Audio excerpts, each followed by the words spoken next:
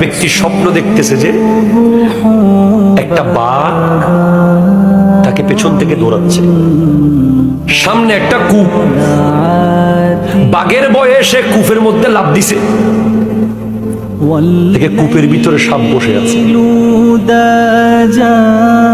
কূপ দিয়ে পড়তে পড়তে মাঝখানে সে একটা রশি পাইছে, ওটা ধরে ফেলছে।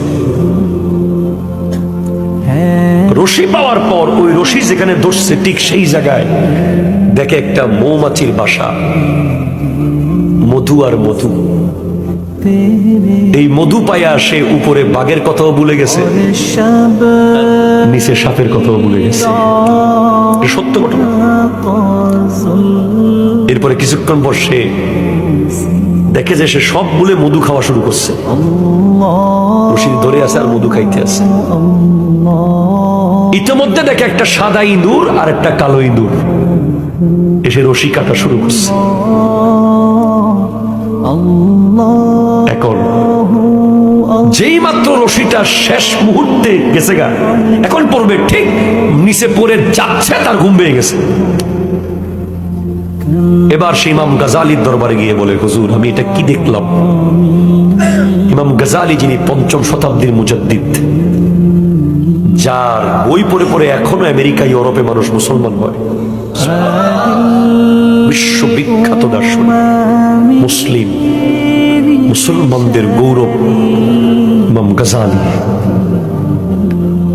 বলে, উপরে যে বাঘটা তোমাকে দৌড়াচ্ছিল সে ছিল আজরাইল আলাইহিস সালাম,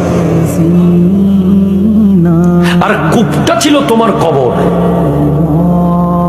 নিচে সাপগুলো তোমার কবরের আযাব, আর রশিটা ছিল তোমার হায়াত, মৌমাছির বাসা ছিল দুনিয়া। তুমি মধুর বাসা দেখে মানে দুনিয়ার পেয়ে তুমি উপরে বাঘের কথা তথা আজরাইল আলাইহিস সালামের কথাও ভুলে গেছো, নিচে সাপ তথা কবরের কথাও ভুলে গেছো। হুজুর সাদা ইঁদুর আর কালো ইঁদুর গুলো কি ছিল? সাদা ইঁদুর দিন, কালো ইঁদুর রাত। রাত দিন রাত দিন করে তোমার হায়াত চলে যাচ্ছে। যেই মাত্র তুমি মারা যাবে ঠিক সেই সময় তোমার স্বপ্ন ভেঙে গেছে, তুমি কবরে চলে যাচ্ছ।